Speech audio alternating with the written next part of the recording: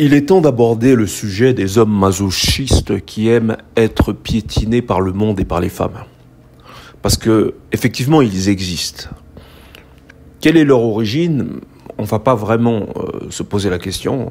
À vrai dire, je ne me suis pas vraiment posé la question à moi-même.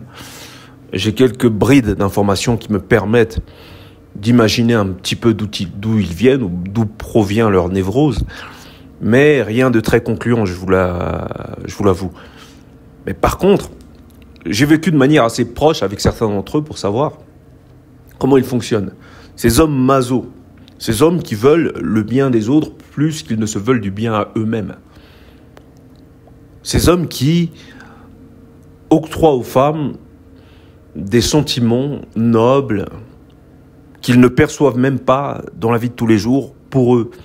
Vous pouvez avoir des hommes célibataires qui vous diront que les femmes sont exceptionnelles alors qu'aucune d'entre elles ne les calcule. Vous pouvez avoir des hommes féministes aussi.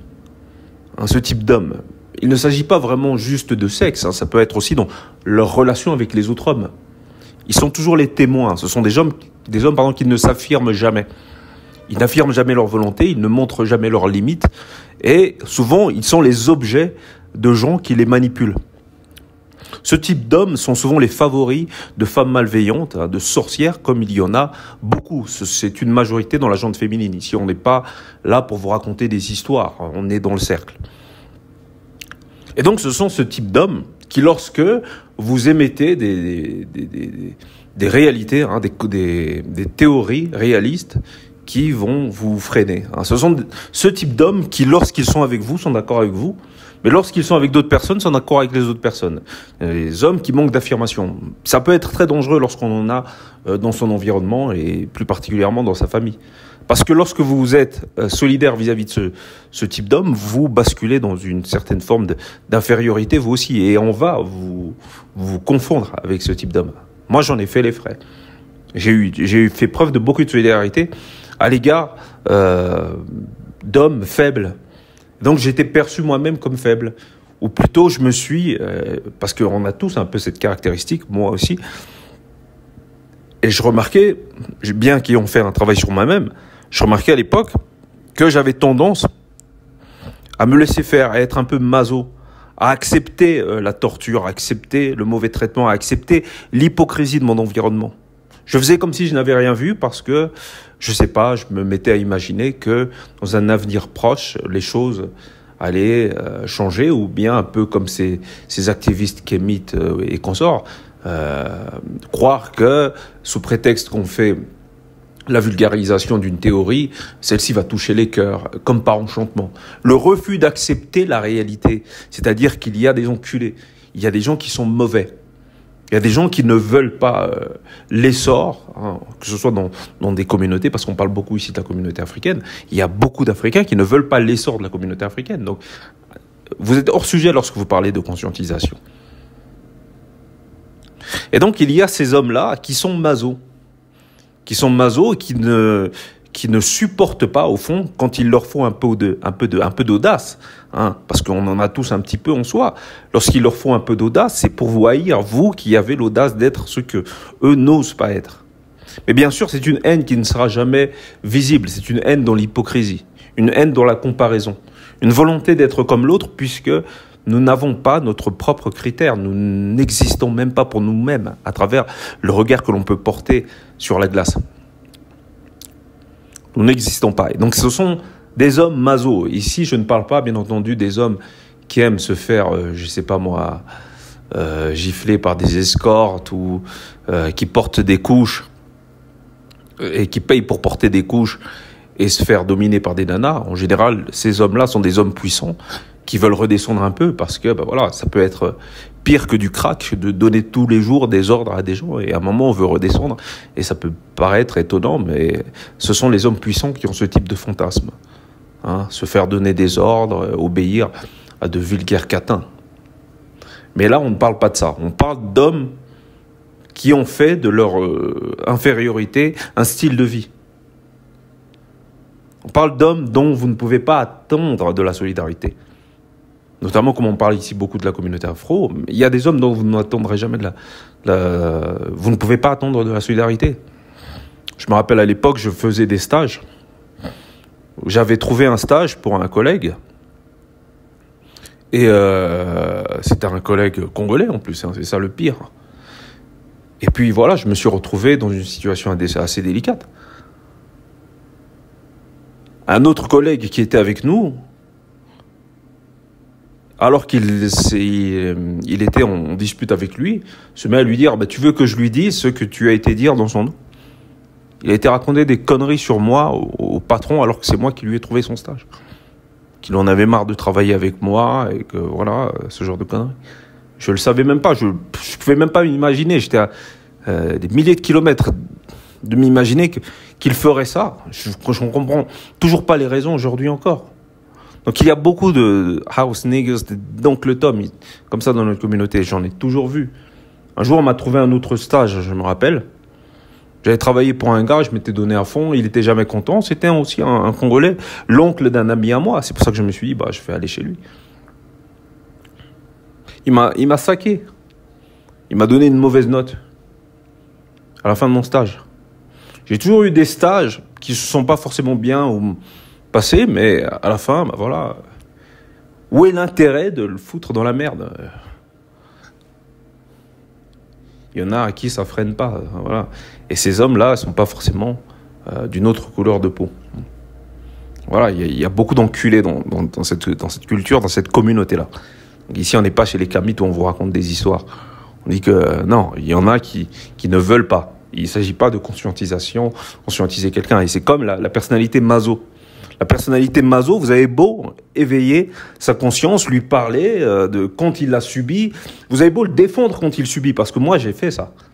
Défendre une personnalité maso pendant qu'elle est en train de subir, pendant que tout le monde se fout de sa gueule, vous êtes le seul à la défendre. Elle ne comprend pas que vous la défendez. Limite, elle se met du côté des gens qui la maltraitent. Je suis désolé, c'est un peu émotionnel, parce que vraiment, je parle de gens qui me sont très proches. Il y a des gens comme ça. Ils sont masos, ils aiment ça. Ils aiment les autres plus qu'ils ne s'aiment eux-mêmes. Ils n'ont aucun amour propre. Et souvent, ça ne dérange pas leur entourage, leur environnement. Qui aiment à les manipuler, même leur propre famille. Vous voyez, on est dans un monde comme ça. Personne ne veut vous voir émerger.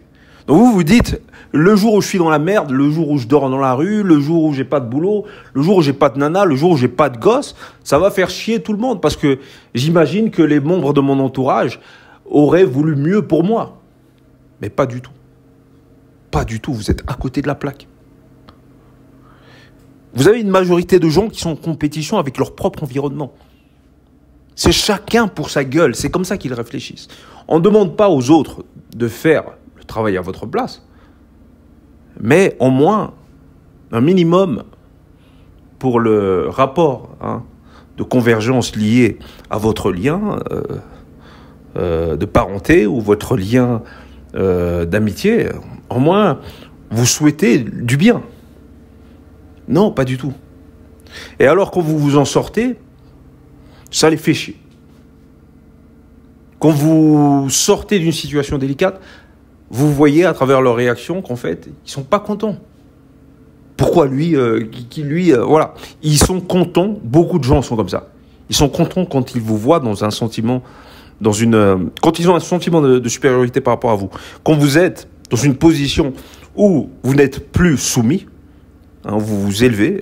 Par contre, là, ça les dérange.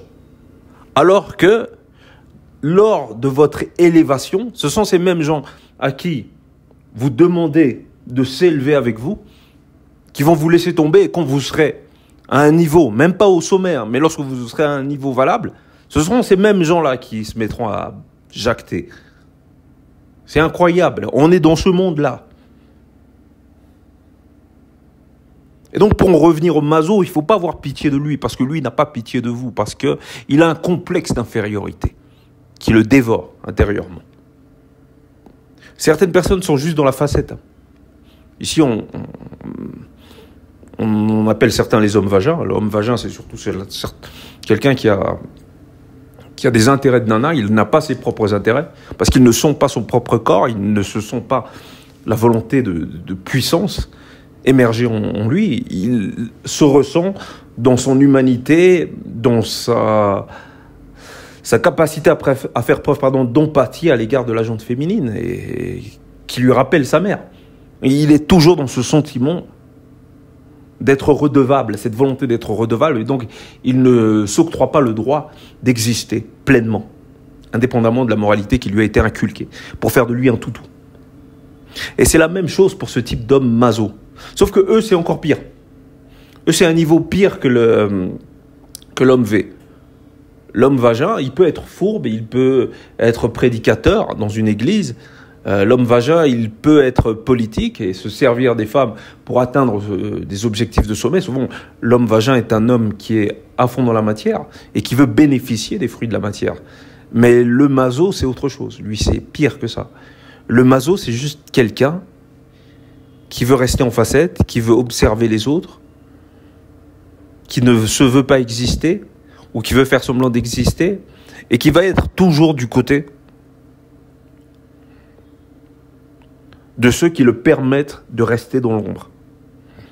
Et si vous êtes de ceux qui veulent le sortir, parce que quand on est bienveillant, on veut sortir tout le monde, on veut que tout le monde émerge, on veut que tout le monde soit bien, et ça c'est une erreur que l'on fait souvent, nous qui avons trop grand cœur.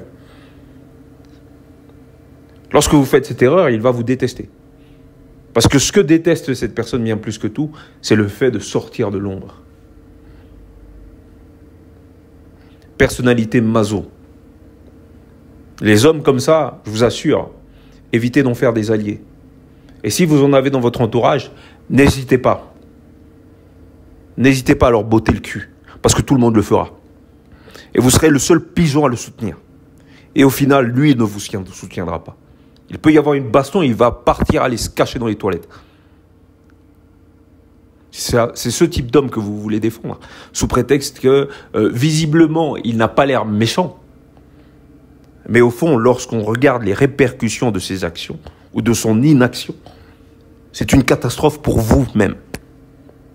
Donc des fois, plutôt que d'être bienveillant à l'égard de n'importe qui, il faut voir les autres pour ce qu'ils sont.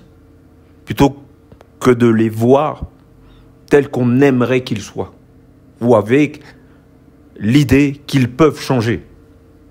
Ce n'est pas à vous de changer les gens se changent eux-mêmes. Et beaucoup de gens ne changent pas. La majorité d'entre nous. C'est comme ces mecs qui sont avec une nana, ou ces nanas qui sont avec un gars. Bon, elles, j'en parle pas trop, puisque visiblement, beaucoup d'entre elles aiment les relations dysfonctionnelles. Elles y trouvent leur compte. Sensations, émotions, choses qu'elles adorent. Mais je parle pour ceux qui veulent, les hommes notamment qui veulent changer des nanas. Pourquoi vous perdez votre temps ?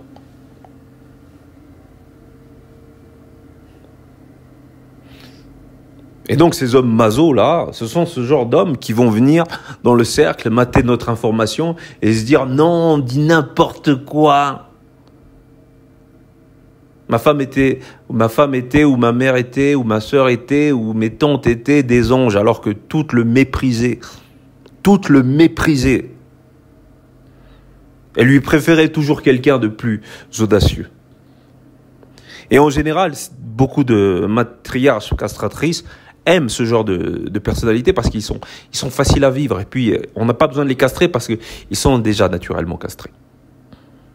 Ils sont déjà naturellement maso. Et quand vous avez ce type de personne dans votre entourage, que ce soit comme ami ou pour frère, vous êtes dans la merde. Vous êtes dans la merde, les gars. Parce que le jour où vous avez un problème, ils sont même foutus de raconter qu'en fait, vous n'avez pas de problème pour cacher le fait qu'ils ne pourront pas vous aider.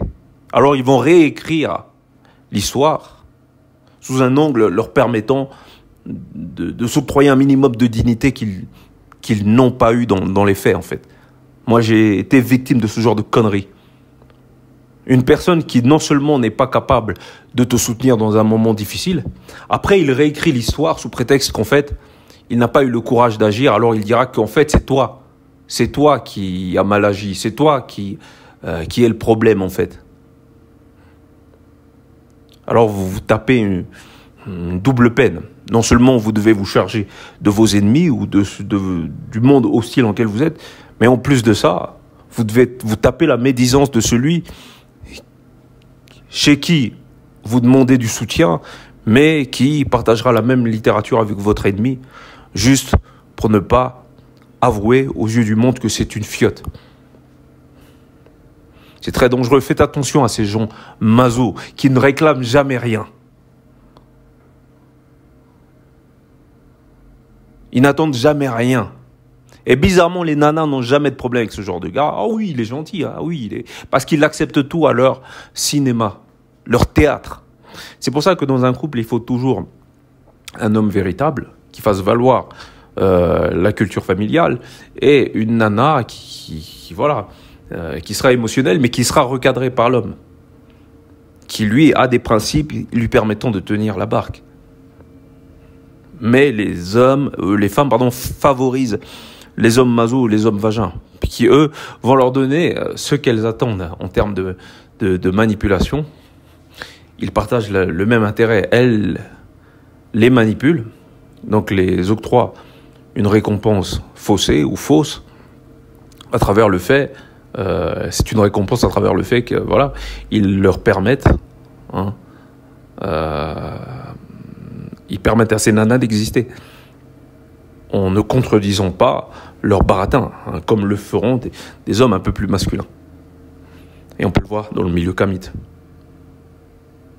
Si vous allez dans le milieu kamite, comme l'a commenté un frère ici, et que vous recadrez une nana, ce sera le boss, le conférencier ou quoi, qui va vous recadrer. Et il y a un certain rapport de convenance entre l'homme V, c'est-à-dire l'homme qui partage les intérêts de nana bien qu'il ait des couilles, et la femme qui refuse d'aller vers quelque chose de supérieur, de se changer. Beaucoup de nanas n'aiment pas se changer.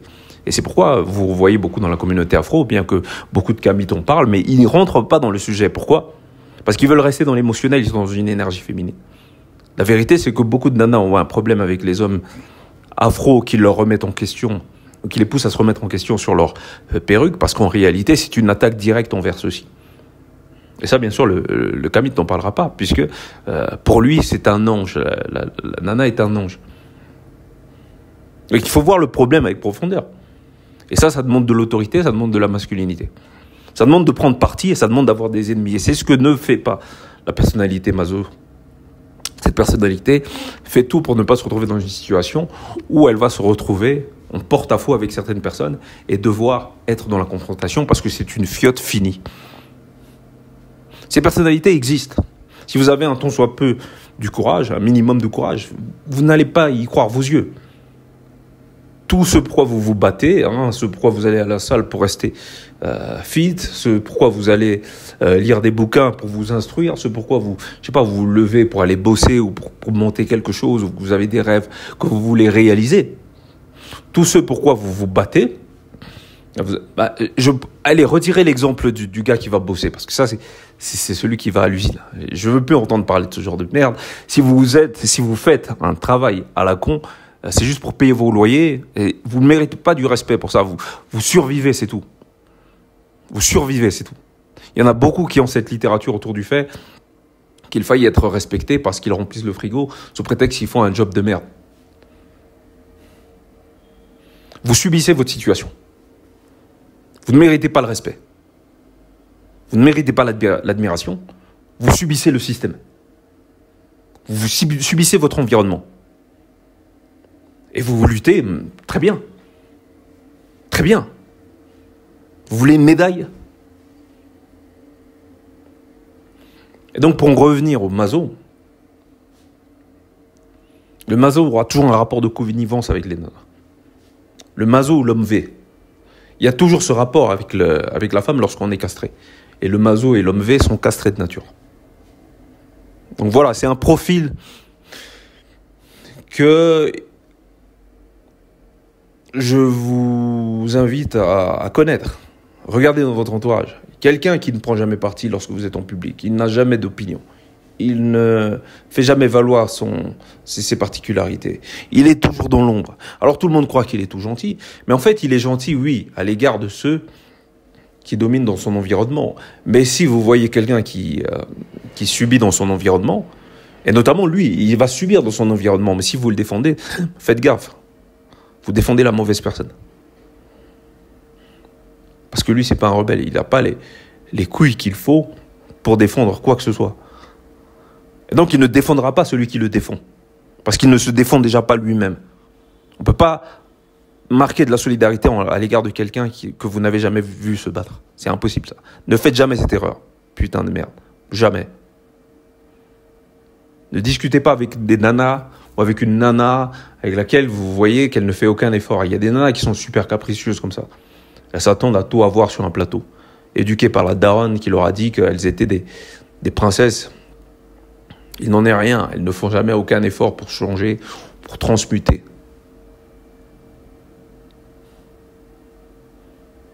Beaucoup d'elles grandissent avec ce genre de littérature, ce qui fait qu'elles passent leur temps à se mentir entre elles. Ma chérie, t'es super belle, t'es une princesse. Tu ressembles à une baleine, ne fais pas de sport, c'est pas grave.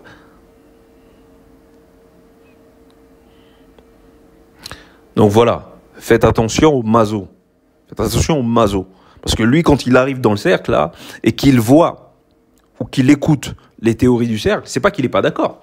Mais c'est juste que les théories du cercle n'entrent pas avec une littérature qui le met en avant, lui. Parce que ça demande du courage de prendre parti.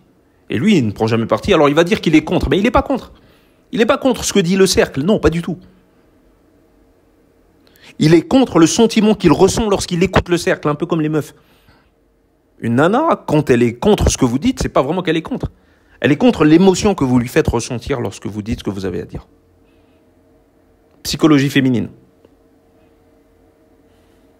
La fiotte, l'homme V, qui vit pour les apparences, le maso, qui ne veut pas exister parce qu'il a peur de son ombre, il a peur de se battre surtout. Les deux ont une psychologie féminine. Il y a des hommes avec une psychologie féminine. Et ça, il faut le comprendre. Donc voilà, je vous invite à faire attention à cet ennemi invisible qui paraît gentil, qui paraît inoffensif, mais qui peut être très dangereux si vous faites l'erreur d'être pris d'affection pour lui. Merci, au revoir. Bienvenue dans le cercle.